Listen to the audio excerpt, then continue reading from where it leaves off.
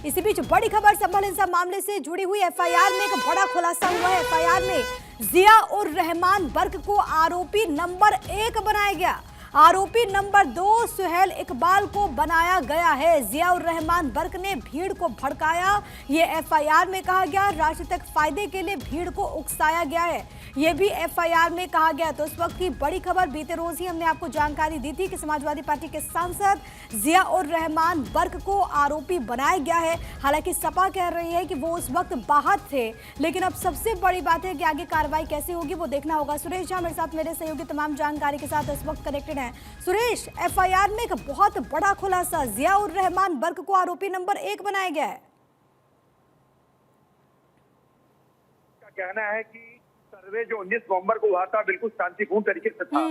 जब दूसरा सर्वे हुआ रविवार को तो कहीं ना कहीं पूरी साजिश के तहत जो है वहां पर हिंसा को भड़काया गया था, वहां पर लोगों को भड़काया गया था। जैसे कि सांसद का नाम दिया है और जो वहां के विधायक है और सुहेल मलिक का भी नाम दिया गया है, तो इनकी भूमिका काफी संदिग्ध मानी जा रही है, तभी इनका नाम जो एफआईआर में अंकित किया गया है।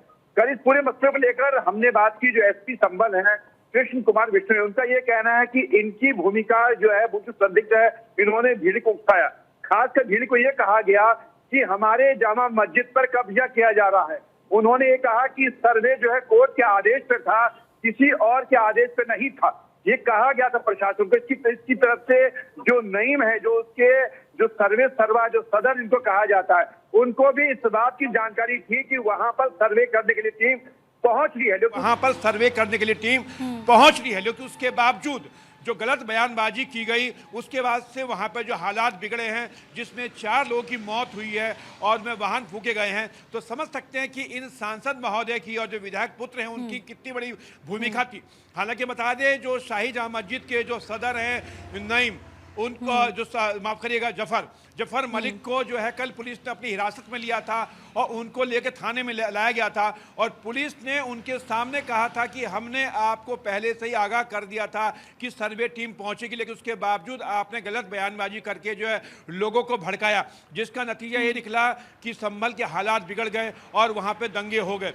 तो कहीं ना कहीं जो तमाम लोगों को जो एफआईआर में नामजद किया गया है, उनके लिए आने वाले दिनों में मुसीबतें बढ़ सकती हैं। सुरेश, मैं आपसे एक कानूनी पहलू ये समझना चाहूंगी, क्योंकि जब ये खबर कल सामने आई थी कि एफआईआर दर्ज हुई है वहां पर समाजवादी पार्टी के सांसद के ऊपर, तो खुद अखिलेश यादव ने इस बात का जिक्र किया कि वो उस वक्त वहां पर मौजूद नहीं थे, यानी कि जिया उर रहमान बर्क यूपी से बाहर थे। कहा जा रहा है कि बेंगलोर में संभवतः वो थे, लेकिन कानून के दायरे में जो इस पूरे मामले की जांच होगी और आगे आगे पूरा मामला बढ़ेगा, ये कितना एक्सेप्टेबल होगा कि वो वहां पर उस वक्त मौजूद नहीं थे, जो उनकी तरफ से दावा किया जा रहा है?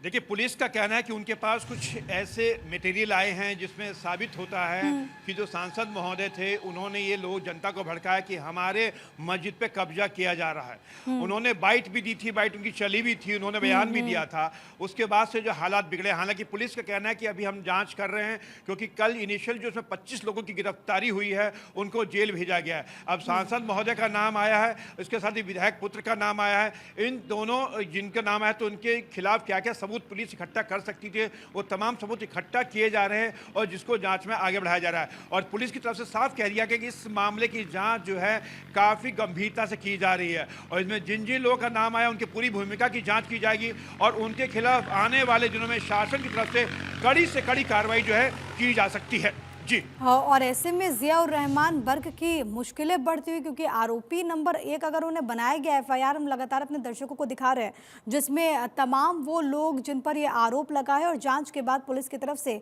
जो एफआईआर अभी तक जो सामने आई है, जो लॉन्च हुई है, वो अपने दर्शकों को हम दिखा रहे हैं। हाँ, मुश्किलें यहाँ पर बढ़ती हुई जिया उर रहमान बर्क की। सुरेश जी बिल्कुल, जैसे मैंने कहा कि उनकी मुश्किलें बढ़ चुकी है। उनकी जो कुछ एविडेंस पुलिस को मिले हैं जिसके आधार पर जांच आगे बढ़ रही है। एफआईआर में नाम आ चुका है उनका, पुलिस उनसे पूछताछ करेगी। हालांकि फिलहाल पुलिस की अभी सबसे पहली कोशिश है कि जो लोग इस दंगे में शामिल थे उनकी पहचान करना। कल 25 लोग की गिरफ्तारी हुई जिनको जेल भेजा गया। उसके बाद अभी पुलिस उन लोगों पर शिकंजा कस रही है जो लोग इस दंगे में शामिल थे और उसके बाद फरार हो चुके हैं।